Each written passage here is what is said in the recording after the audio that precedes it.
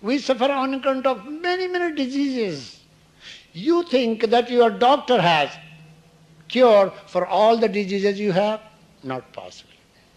Your doctor has only 20% cure of the diseases which are external infections. 80% of the diseases can be controlled, cured by you only. They originate in your mind and are expressed through your body, and your family members are also affected by them. So you are your own doctor. Therefore, the school of meditation say, if you meditate for few days, for few minutes every day regularly, you will be not sick. This is called preventive cure. Prevention is better than cure. You see, you have seen that there are researches going on all over the world. Research on cancer, stroke, heart disease, this disease, that disease. Preventive medicine seems to be prominent part of modern life. Why should we be sick? We should be aware of health. We should be aware of diet and nutrition. We should be aware of good living, how to breathe, you see, how to have good diet, how, you see. Many of the Indian girls and mothers think that ghee has some strength. We experienced repeated experiments we have done. Ghee has nothing, no vitamins. It's best cooking media. But don't overuse it. It's a very injurious for your heart especially. It can create coronary heart diseases. If you take too much ghee, then you have to work hard. Those who work on the fields,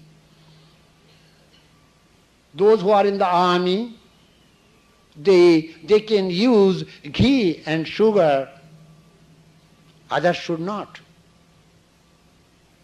They are very injurious. Normal human beings, and especially Indians, they take 120 pounds sugar per year externally. And anything we eat that turns into sugar. So that creates another 120 pounds sugar. So 240 pounds sugar per year means, oh my Lord, poison. We have to change our food habits, dietary habits, by being aware that greasy food is not at all healthy. Too much roasting, toasting food is not healthy, you see. It could be very tasty, but it has no nutrition, no nutrients. Gradually, mothers, wives should take care of that. You are the builder. Don't forget, you are superior than men. Remember this point. If you put a little pebble on man's tummy and tell him to walk for 2-3 days, he cannot do it. You carry child for 8-9 months. The power that you have, man does not have. You are definitely superior, you see. But don't be proud. Don't start having women's live. Don't forget that you are a great mother, you see.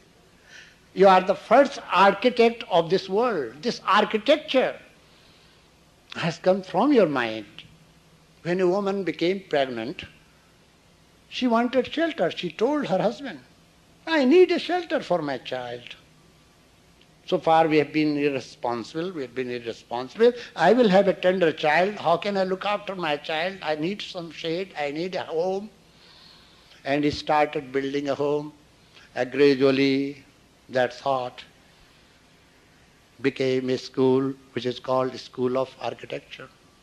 So you are actually real architecture. This is your responsibility. Man is tired and worn now. You should wake up and get up and build our society.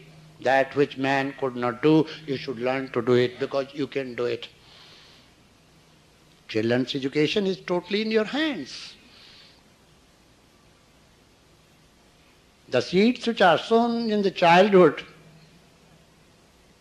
is real foundation for education. You have a great responsibility. You are definitely superior and higher. Don't have this complex that I am inferior because I am a woman. You see, you have great powers. When we learn to understand this, a great part, a vital part of our society is being misused. A good woman is being misused for publicity, postering and all this vulgarity. That is not all. So, we should be aware of the wealth we have with us. Home is miniature universe where you have different characters. You Hindus should understand.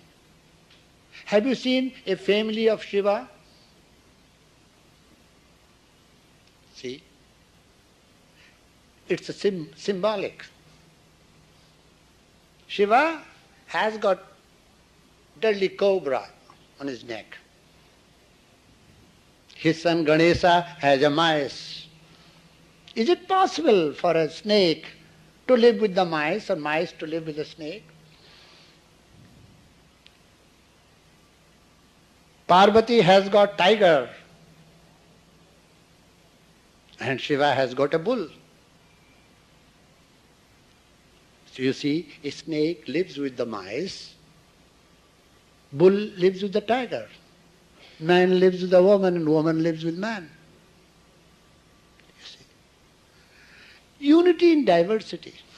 Oh man, learn to adjust your life in a way so that there is no conflict at all. You can do that.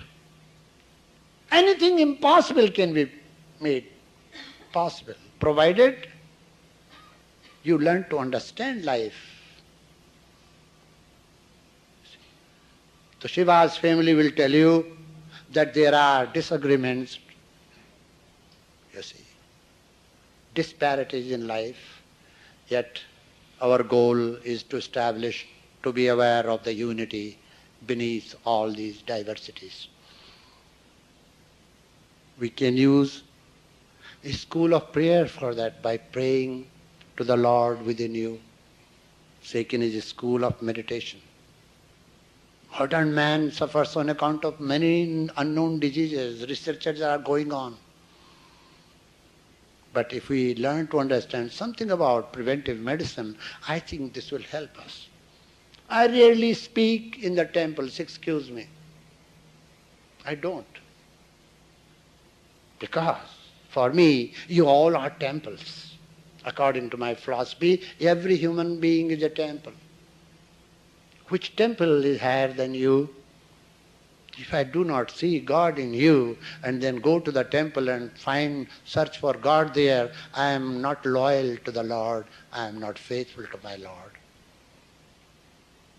So I directly speak to the living temples that you are.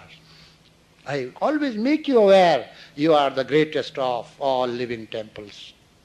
All these conflicts going on in the world, religious conflicts, will vanish the day human being understands the real philosophy of life, that every human being is a living temple. We should learn not to harm, not to injure, not to hurt anyone. And that will be the day of enlightenment for all of us.